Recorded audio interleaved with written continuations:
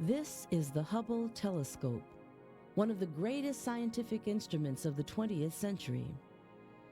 Pictures sent back to scientists from the Hubble show amazing images of our universe and provide data about the birth of stars, of planets and galaxies at the beginning of time.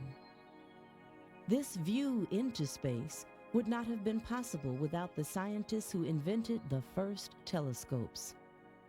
During the scientific revolution, these brilliant thinkers forever changed how we observe our world and how we view our place in the universe.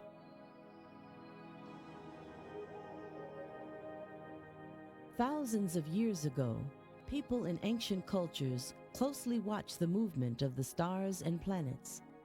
They made detailed observations that helped them know when to plant crops, when to harvest, and when rare events such as eclipses of the sun and moon would take place. They used this knowledge to make the first calendars. These people were the first astronomers. They used observation and mathematics to form their ideas about the design of the universe.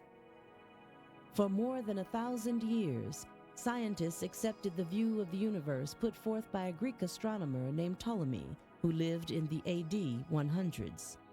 Ptolemy used observation to conclude that the Earth was the center of the universe, and that the stars, the sun, and the planets moved around the Earth in circular paths called orbits. This view reflected what people of the time believed, that God had put mankind on Earth to be at the center of creation. This belief was accepted in Europe until the 1500s. The Renaissance had begun a new interest in learning, in discovery, in the arts and in science. It was a time of great explorations and inventions. So many new ideas were put forward and so many discoveries made that this period is called the Scientific Revolution. Leading the way was Nicholas Copernicus, a Polish mathematician. He used observation and mathematical calculation to create a new view of the universe, one where the sun, not the Earth, was at the center. This is called the heliocentric view of the universe.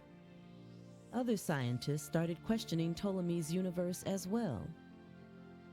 The German mathematician Johannes Kepler was 28 years old when Copernicus published his new theory. Kepler believed that Copernicus was right, and through his own observations discovered scientific rules that govern how planets move in their orbits. Kepler explained that the reason that Venus and Mercury are never seen far from the sun is because these planets lie between the sun and the Earth. Ptolemy's vision of the universe offered no explanation for this fact.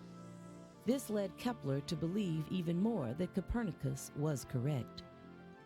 As Kepler constructed his model of the universe, he based his work on mathematics. Because he was the first to use math this way, his work is considered the beginning of modern astronomy. One of Kepler's interests was a relatively new invention called the telescope. He used it in his research and even helped design a new type of telescope after reading about the scientific studies of the Italian astronomer Galileo Galilei. Galileo was an inventor as well as a scientist.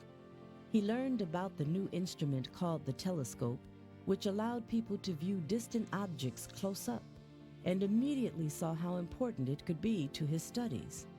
Galileo began to make improvements on the design. By experimenting with different kinds of lenses and using mathematics to choose the best size lens, Galileo was able to create a telescope that could magnify things up to 20 times their normal size. Galileo presented the telescope to the ruler of Venice, who was so impressed that he gave Galileo a job for life as a professor. Galileo proceeded to use the telescope to confirm the Copernican theory of the universe. He was able to show that the planet Venus goes through phases and that the planet Jupiter has moons. The 4 moons he observed we now call the Galilean satellites. These facts were not accounted for in the universe of Ptolemy. Galileo's scientific observations helped contradict Ptolemy's ideas and provided solid evidence that the Earth does revolve around the sun. Galileo published these ideas in 1632 and found himself in the middle of a controversy with the Catholic Church. Because the Church's firm opinion was that God had put humankind at the center of the universe, the Church authorities told Galileo that he had to stop writing about the Copernican theory of the universe. Galileo fought for his ideas, but when he was threatened with torture, he was forced to recant or withdraw his statements about the sun being the center of the universe. Galileo may have been silenced, but the scientific revolution that he helped develop continues even today. The telescope remained an important instrument for scientific research, and many advances in its design were made through the centuries, leading to new scientific discoveries and achievements. On April 25, 1990, the United States launched the Hubble telescope, a telescope in outer space capable of sending back images of the universe around us, farther than we've ever seen before. This telescope points us into the future of scientific exploration, but it also points us into the past and the inventions of the scientific revolution.